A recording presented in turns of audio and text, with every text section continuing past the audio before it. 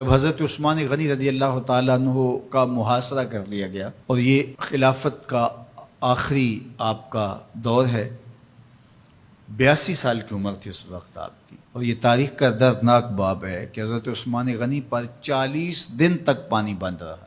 وہ ایک منصوبہ تھا، 3 لوگ 3 مختلف شہروں سے چلے، مصر سے، کوفے سے اور بصرے سے، 1,000 آدمی لے کر، اور مدینہ المنورہ میں پہنچ کر کے حضرت علی المرتضیٰ سے ملے، ام المومنین سیدہ عائشہ سے ملے، کبار اصحاب سے ملے۔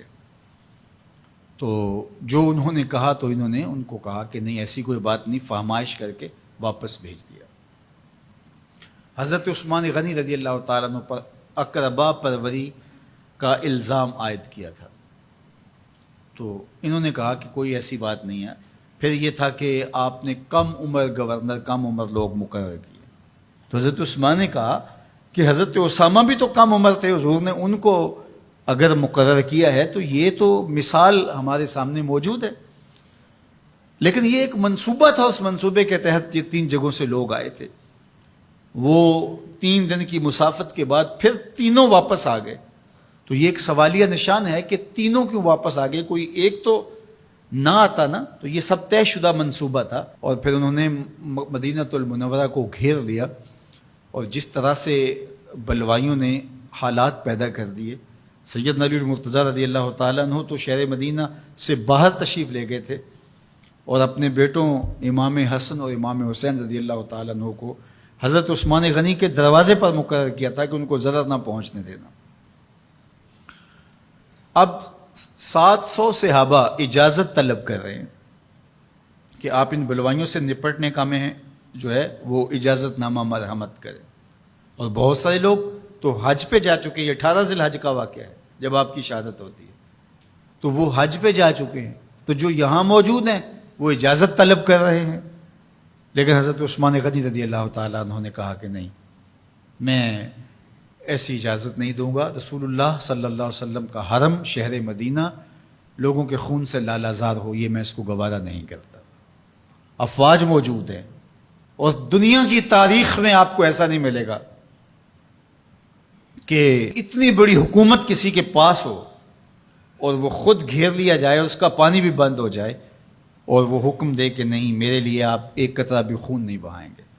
بلکہ آپ کے غلاموں نے جب تلواریں اٹھا لی تو آپ نے فرمایا کہ میرا حکم ہے کہ تم تلواریں نیچے رکھو، بلکہ میں تمہیں یہ آفر دیتا ہوں کہ جو غلام لڑے گا نہیں اور یہ میرے سے عہد کرتا ہے وہ آزاد ہے۔ حضرت ابو ہریرہ رضی اللہ تعالیٰ عنہ، حالانکہ یہ پڑھنے پڑھانے والے لوگ تھے، تعلیم و تعلم سے ان کا تعلق تھا، لیکن وہ بھی تلوار لے کے حضرت عثمان غنی کے دفاع میں آ گئے۔ لیکن حضرت ابو ہریرہ رضی اللہ تعالیٰ عنہ کو بھی حضرت عثمان غنی روک دیتے۔ مالک بن اشتر کہنے لگا کہ ہم آپ کی دستبرداری کے خواہاں ہیں، آپ خلافت سے دستبرداری اختیار کر لیجئے۔ تو حضور علیہ الصلوۃ والسلام کے اس جانثار صحابی نے، حضرت عثمان غنی نے فرمایا یہ نہیں ہو سکتا۔ دستبردار کیوں نہیں ہوئے؟ لگتا تھا یہ سب سے زیادہ آسان تھا، لیکن حضور نے ارشاد فرمایا تھا، اے عثمان، تمہیں اللہ ایک قمیض پہنائے گا، لوگ اس کو اتارنا چاہیں گے، تم کبھی نہ اتارنا۔ تو اس سے مراد خلافت کی قمیض ہے، اور ان کی شہادت کی خبر بھی اللہ کے محبوب علیہ السلام نے دی تھی، اور اگر آپ دستبردار ہو جاتے تو یہ ایک کھلونا بن جاتا، بازیچہ بن جاتی خلافت۔ چند آدمیوں کے پریشر سے خلافت سے دستبرداری کرنا پڑتی۔ اچھا، ایک یہ سوال بھی پیدا ہوتا ہے، چند باغی تھے، ان کو کس طرح کچل دیا جاتا؟ لیکن حضرت عثمان غنی یہ نہیں چاہتے تھے۔ ایک تو یہ کہ مدینے کی حرمت پامال نہ ہو، اور دوسرا پورے عالم اسلام کو آگ لگانے کا جو منصوبہ تھا، 3 مختلف شہروں سے 1,000 آدمی لایا گیا ایک منصوبے کے تحت، اور انہیں لاشیں چاہیے تھیں، اور جو ان کے پیچھے کام کر رہے تھے نادیدہ ہاتھ، ان کا منصوبہ یہ تھا کہ یہاں سے مختلف سمتوں میں، یہ تینوں شہر مختلف سمتوں میں تھے، تینوں سمتوں میں جب لاشیں جائیں گی تو پورے عالم اسلام کو ہم جو ہے وہ خانہ جنگی کی آگ میں دھکیل سکیں گے۔ تو حضرت عثمان غنی ان سازشوں سے آگاہ تھے، تو سب سے اہون اور آسان یہ تھا کہ قربانی پیش کر دی جائے، اور پھر انہوں نے سن بھی رکھا تھا کہ 2 شہید ہیں، شہید تو انہوں نے بہرحال ہونا ہے، تو لہٰذا میں خلافت سے دستبردار بھی نہیں ہوں گا، اور شہر مدینہ کی حرمت بھی پامال نہیں ہونے دوں گا۔ اور تیسری بات یہ ہے کہ میں خود مظلوم شہید کر دیا جاؤں، تو وہ آپ نے یہ گوارا کر لیا۔ تو 18 ذوالحج تھا، جمعے کا ہی دن تھا، اور حضرت عثمان غنی رضی اللہ تعالیٰ عنہ روزے سے تھے، عصر کا وقت تھا، قرآن مجید کی تلاوت کر رہے تھے۔ حضرت امام حسن، امام حسین اور حضرت عبداللہ بن زبیر اور دیگر لوگ آپ کے دروازے پہ پہرا دے رہے تھے، لیکن باغی پچھلے گھر سے دیوار پھلانگ کے آپ کے گھر میں داخل ہوئے اور تلوار سے وار کیا۔ آپ کی زوجہ حضرت نائلہ آگے بڑھی اور ہاتھ سے روکنا چاہا، آپ کی انگلیاں کٹ گئیں۔ پھر دوسرا وار کیا تو حضرت عثمان غنی رضی اللہ تعالیٰ عنہ کا دایاں ہاتھ کٹ کے گر گیا۔ حضرت عثمان غنی رضی اللہ تعالیٰ عنہ نے افسوس کیا اور کہا کہ تم نے وہ ہاتھ کاٹ دیا جس سے میں وحی کی کتابت کیا کرتا تھا۔ پھر اس کے بعد آپ پر 9 وار کیے گئے اور آپ کو شہید کر دیا گیا، اور آپ کا خون قرآن مجید پڑھتے ہوئے اس آیت پہ گرا، فَسَيَكْفِيكَهُمُ اللَّهُ وَهُوَ السَّمِيعُ الْعَلِيمُ۔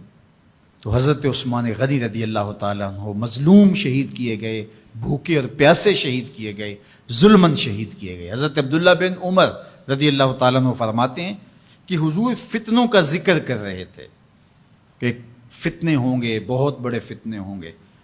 تو ایک شخص نے چادر اوڑھی ہوئی تھی اور وہ مجلس واعظ کے قریب سے گزرا جہاں حضور کچھ ارشاد فرما رہے تھے، تو آقا کریم نے اشارہ کر کے کہا اس دن یہ شخص حق پہ ہوگا۔ عبداللہ بن عمر کہتے ہیں کہ میں اٹھا اور جا کے دیکھا تو وہ حضرت عثمان تھے۔ تو میں نے حضرت عثمان کے چہرے کو پکڑ کے تھوڑا سا حضور کی جانب کیا اور میں نے کہا حاضہ حضور، یہ اللہ کے محبوب فرمایا ہاں یہی، جب فتنے ہوں گے تو فرمایا یہ حق پہ ہوگا۔ تو حضرت عثمان غنی رضی اللہ تعالیٰ عنہ حق کی راہوں کے مسافر، جنہیں حضور کی زبان سے شہید کہا گیا، اور شہید کسی کا انجام ہوتا ہے، تو حضور نے فرمایا یہ شہید ہوگا۔ شہید وہی ہوتا ہے جو بحالت ایمان اس دنیا سے راہ خدا میں اپنی جان قربان کرے۔ فرمایا فَإِنَّمَا عَلَيْكَ نَبِيٌّ وَصِدِّيقٌ وَشَهِيدَانِ، اے پہاڑ رک جا، تو جانتا نہیں تیرے اوپر اللہ کا ایک نبی ہے، ایک صدیق ہے اور 2 شہید ہیں۔